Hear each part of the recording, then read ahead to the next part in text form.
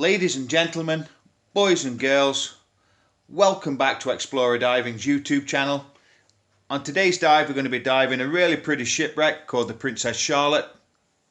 Let's go dive.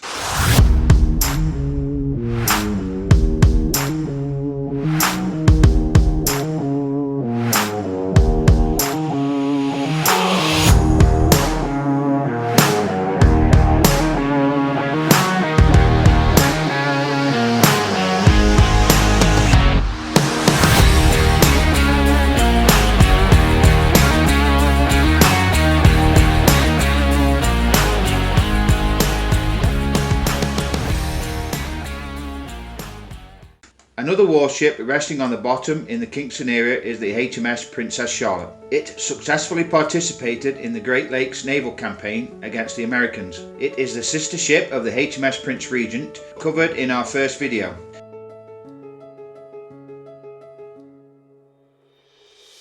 She was launched from the Kingston Royal Dockyard in 1814, present day Royal Military College, or RMC. This wreck, like the Prince Regent, can also be seen on remote satellite imagery services like Google Earth or beautiful drone footage as you will see in this video. The ship was ordered and completely built in record time, along with many other ships at the dockyard, as the British and Americans were in an arms race on Lake Ontario. She was completed only 30 minutes before her slightly larger sister ship, the HMS Prince Regent, and was completed on April 14, 1814.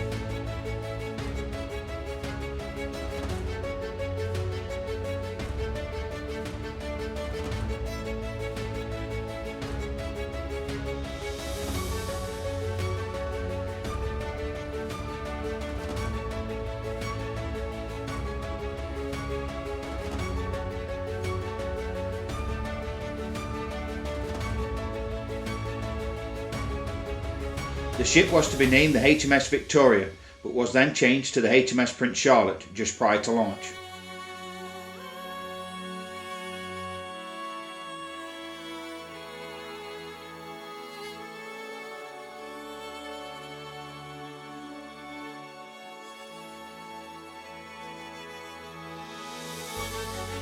After a little time on the lake, she was renamed the HMS Burlington. At the time of launch, the ship had 48 guns and was considered a fifth-rate frigate. She was 121 feet long and had a complement of 280 sailors and marines.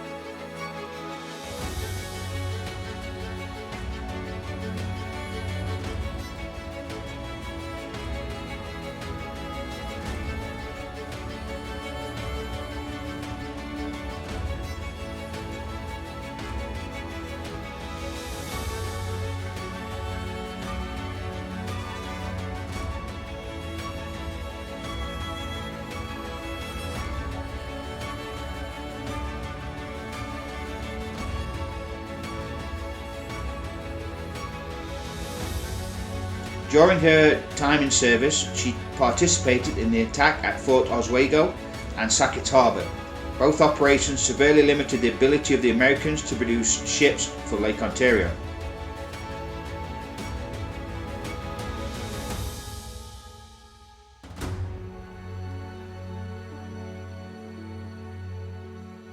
During Commodore Yeo's attack on Fort Oswego, 200 men under command of the Princess Charlotte's captain stormed the main shore. They decisively took the battery and the fort.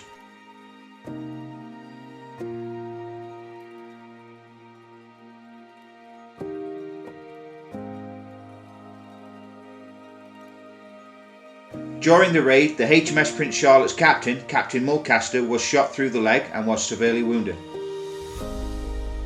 Reserves were ferried ashore from the HMS Prince Charlotte and drive off the Americans from coming back.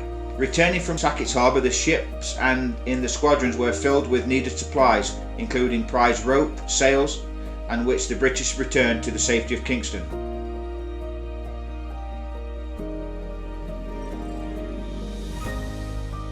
Captain Edward Collier was named the HMS Prince Charlotte's new captain, since Captain Mulcaster was severely injured and would not be able to command his vessel.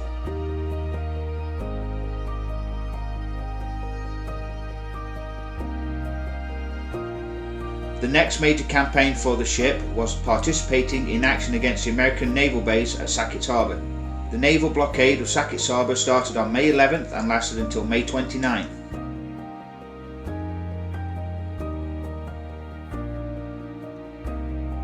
The HMS Princess Charlotte was stationed just off Stony Island. With the British defeat on land, the squadron was recalled to Kingston. With the launch of HMS St. Lawrence, Commodore Yeo's flagship, the command of the ships was changed. When the captain of the HMS Princess Charlotte was given to new captain fresh from the UK, a letter of complaint was sent for Britain and was ultimately part of the reason why Commodore Yeo was recalled to the British Admiralty.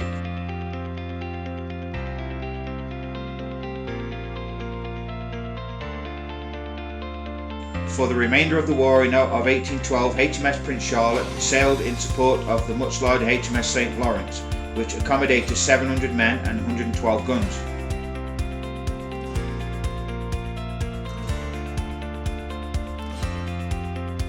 With the end of the War of 1812, the Rush Baggage Agreement was signed, limiting the number of guns and military ships which could be on the Great Lakes.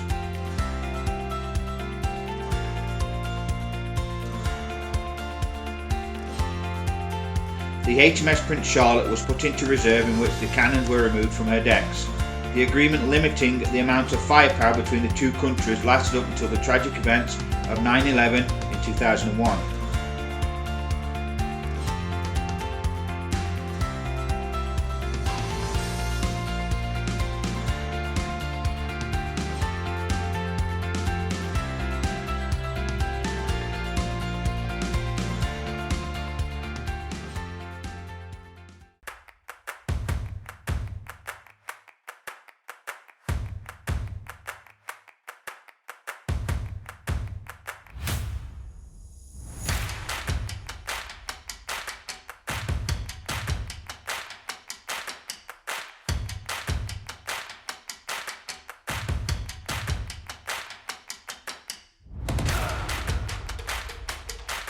In 1833, the ship was put up for sale along with many other ships of the squadron, but only one ship was sold, which was the HMS St. Lawrence.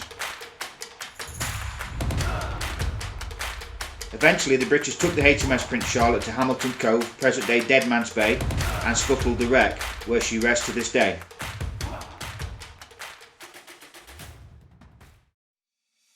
In the 1950s, the sport of recreational diving was new and very exciting.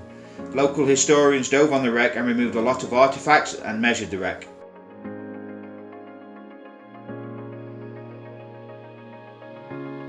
For a few decades, the wreck was thought to be the HMS Psyche.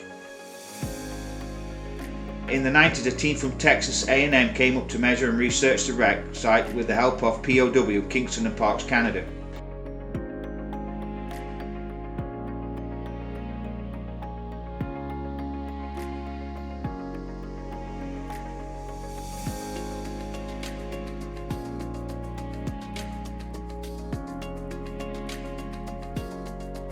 The ship was positively identified as the remains of HMS Princess Charlotte. At the bow of the wreck, you may notice a piece of wood added to the ship. This beam has been intentionally added by Parks Canada to study the effects of zebra mussels.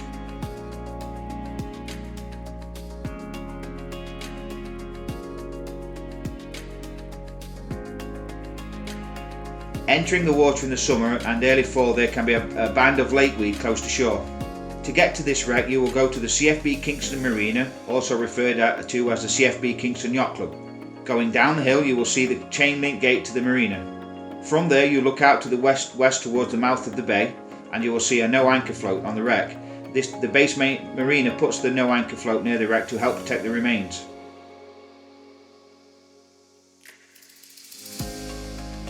If you were to swim towards Cedar Island, remember that there is usually a fair bit of boat traffic using the island as protection from the open lake. Even though there is a no anchor float on this wreck, when you plan diving on it, please use extreme caution as there is still a marina nearby. The wreck is about a 4-minute swim from the rocky shore entry. In the spring, it is not uncommon to be able to take a picture of 3 or 4 turtles on or around the wreck.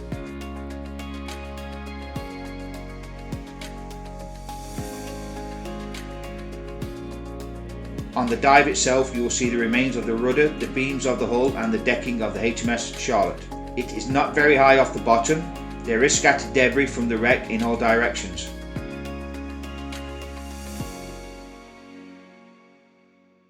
Use your compass to get to the wreck. It is not uncommon to see divers miss the wreck altogether.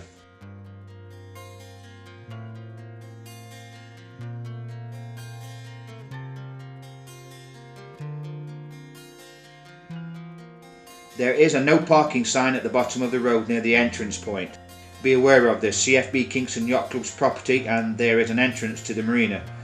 The round gravel road is a turning point for vehicles with large trailers. Please respect the marina and the rules. Divers usually drop their dive gear below and park up the hill in the parking area.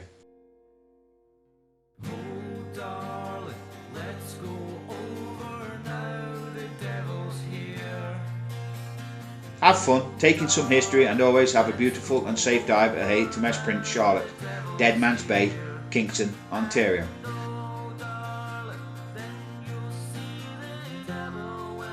Well guys, thanks again for watching the videos. If you're really enjoying the videos, please hit the like button and subscribe button. And don't forget, if you have any comments or if you want to know anything about any diving, leave comments down below and somebody will get back in touch with you. Have a good dive guys.